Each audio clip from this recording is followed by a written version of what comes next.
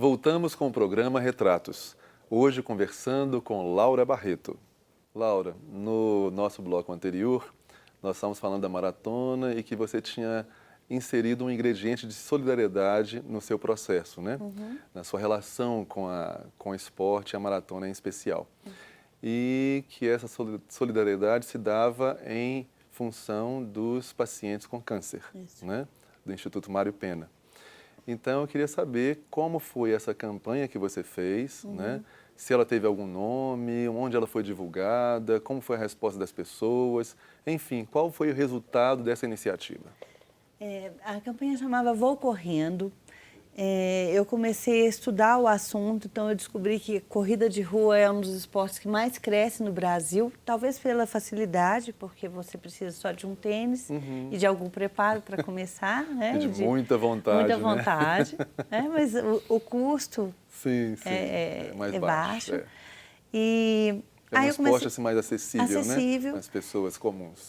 Então eu comecei a pesquisar por causa disso e eu dei o nome de Vou Correndo. Eu pedi uma empresa que chama Do Brasil para me ajudar a elaborar o projeto, é aqui de BH também. Eles me ajudaram na redação desse projeto e a minha intenção era apresentar o projeto para que algumas empresas também quisessem apostar em mim, para que assim que eu ultrapassasse as pessoas na corrida, esse dinheiro fosse revertido para o Mário Pena. A empresa que eu trabalhava na época aderiu à campanha, né? Então ela apostou em mim e esse foi um incentivo para começar a correr, porque eu sabia que cada pessoa que ultrapassasse seria R$1. Então, como eu tinha 15 mil pessoas, eu poderia, se eu chegasse em primeiro lugar, o que era impossível, infelizmente, eu arrecadaria 15 mil.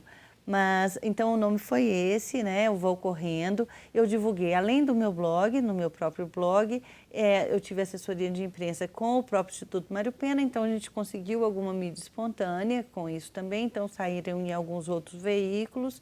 E a ideia era que as pessoas se mobilizassem não só pela corrida e para sair do sedentarismo, mas que também percebessem que existem pessoas que precisam de ajuda e que correm como a gente falou antes, correm uma corrida muito mais difícil do que uma maratona. Isso. Eu espero que esse exemplo seu motive outras pessoas a agirem de forma similar, né? Sim. A gente precisa de pessoas com sensibilidade e com altruísmo para poder ajudar a transformar o mundo e a sociedade. Sim. Né? E tem um detalhe que eu esqueci de te contar, Wagner.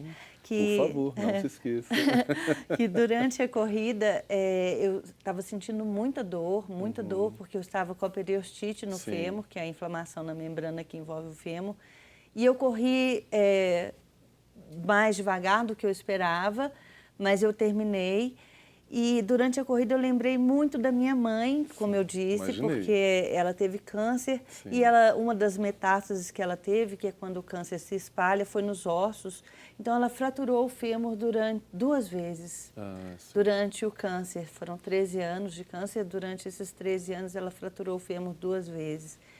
E no final da corrida, eu terminei a corrida 1 hora a mais do que o tempo previsto, com quase 5 horas de corrida.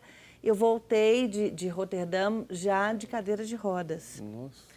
E quando eu cheguei aqui no Brasil, em Belo Horizonte, eu voltei ao médico e ele me pediu que eu fizesse uma ressonância e eu descobri que eu tinha fraturado o fêmur. Nossa. Então eu quebrei o fêmur durante a corrida. Mas terminou a corrida. Eu acho que Deus, às vezes, coloca alguns ingredientes para tornar o enredo ainda mais interessante. É verdade, ficou muito mais interessante. E o valor do seu trabalho ficou muito maior também, em função do sacrifício que você teve que fazer para concluir o seu objetivo. Eu te confesso que durante a corrida eu nem pensava nesse sacrifício, eu só queria terminar, porque eu tinha os motivos, né? Sim, muito nobres, por sinal. Exato. Muito nobres. Mas hoje, quando eu paro e penso que eu corri 42 quilômetros com a perna quebrada, aí eu te confesso que dá até uma emoção, assim, e fica mais difícil de falar. Sem dúvida. Porque é muita dor. Imagina. É muita dor. Mas eu acho que sua mãe esteve com você esse tempo todo. Eu também acredito que sim. Né? Eu acredito que sim. Mas agora pensando na questão do seu blog, que você falou já algumas vezes, né? O ócio do ofício. Isso. Eu pesquisei esse blog, ele é muito acessado, né? Eu vi que tem uma média diária de 1.500 acessos. Sim. E que você tem mais de 100 mil seguidores no Facebook. Sim. Não é? Então, além de ser uma blogueira, como se diz, né? Você ainda tem textos premiados. Sim. E tem artigos escritos em revistas especializadas, né? Com todo essa trajetória, digamos assim, né? Com todo esse perfil, por que você prefere ser chamada de escrevedora e não escritora? Bem, eu comecei a escrever quando a minha mãe estava doente e eu ficava na casa dela, às vezes, horas, e eu comecei a escrever sobre vida, sobre morte, sobre o cotidiano, e ali eu comecei a escrever, não tinha o blog ainda. Aí, alguns anos depois, eu comecei a escrever sobre marketing, aí sim, num blog. Sim. E não dava ibope nenhum, Wagner, ninguém lia. Aí eu cheguei à conclusão... Ninguém queria saber de marketing. Ninguém queria saber de marketing. Eu cheguei à conclusão que sobre marketing tinha gente que sabia muito mais do que eu, com muito mais experiência e que escrevia de uma forma muito mais bacana do que eu. Sim. Então eu falei, vou escrever sobre uma coisa que eu faço melhor do que ninguém. E aí comecei a contar sobre os desafios mesmos de uma mulher separada, do dia a dia, de criar filhas. Eu tenho duas filhas, uma de 10 e uma de 11 anos.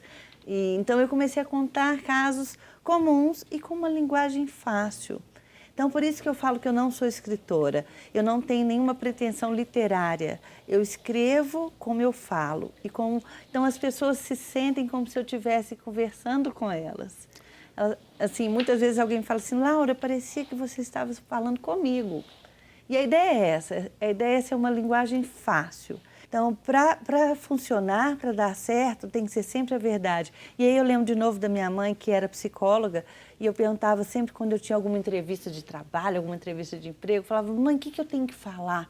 O que eu devo fazer? Como é que eu devo agir? E ela falava sempre, seja você mesmo. Então, acho que vai por aí. Um bom conselho. Seja Esse você é um bom mesmo. conselho. Então, assim, eu nunca tentei ser outra pessoa, eu nunca tentei mudar a história, eu escrevo as coisas como elas são, boas ou ruins. Sim. Tá tudo ali. Então, ao mesmo tempo que hoje todo mundo nas redes sociais, todo mundo é rico, todo mundo é feliz, todo mundo está super bem, todo mundo tem relacionamentos perfeitos, eu não. Sim. Eu conto dos desafios e das dificuldades que todo mundo passa. De menino que faz birra, de casamento que acaba, mas ao mesmo tempo mostrando que se a gente souber trabalhar esses desafios, a gente consegue viver bem. Sim, sem dúvida. E que a vida é isso, né? Sem dúvida. Agora, você, apesar desse sofrimento que você teve, das dificuldades que você teve, os seus textos, o seu blog, eles tratam dessas questões com uma certa leveza, com um certo humor, não é? E talvez isso também encante as pessoas, né? Uma pessoa que tenha experimentado a dor, fala da dor com profundidade, com verdade, com sinceridade, mas com alguma leveza, com humor, não é? Com alguma esperança, digamos assim. O bom humor sempre fez parte da minha vida, assim, desde de criança. Talvez por eu vir de uma família muito bem-humorada. Meu pai é uma pessoa muito bem-humorada, minha mãe era uma pessoa muito bem-humorada. Então, sua família, sua casa devia ser uma festa, né? Era praticamente uma festa, assim. Meu pai tem umas tiradas sensacionais, assim, e é da família, então isso veio naturalmente também. Não foi uma coisa que eu precisei ficar bem-humorada, eu sempre fui bem-humorada. Então, e aí isso acaba passando para os textos e acabou passando para a questão de eu fazer as apresentações, né, que agora eu comecei a fazer desde junho, foi a minha primeira vez que eu fiz não era para ser um stand-up, mas acabou virando. E eu falo que eu não sou comediante, mas a minha vida é uma comédia. Então, eu conto esses casos da minha vida, começo falando com uma besteira, falo por que eu vim parar em cima do palco, eu falo que a culpa é da minha mãe, porque eu nasci muito feia. A culpa é sempre das mães, sempre né? da mãe, Freud já dizia, né? Que eu nasci muito feia, com os olhos muito grandes, muito magrinha, cabeluda, com um cabelo que descia pelas costas, daquele tipo que as pessoas iam visitar e falavam, que gracinha. Minha mãe falava, não precisa mentir, ela não é bonita, não. Mas a minha mãe, psicóloga, me fez acreditar que eu era bonita e que isso deu certo. Eu tô Sua mãe acreditando soube até lidar hoje. muito bem com a questão, né? Exato. Mas olha, a beleza não está só na questão estética, né? Exato. A beleza acho que está muito mais de dentro para fora, de um brilho que a pessoa tem, de um carisma, e isso aí você tem de sobra. Ah, obrigada. E não é à toa que você está conseguindo alcançar os seus objetivos e fazer tanto sucesso com o seu blog especialmente, né?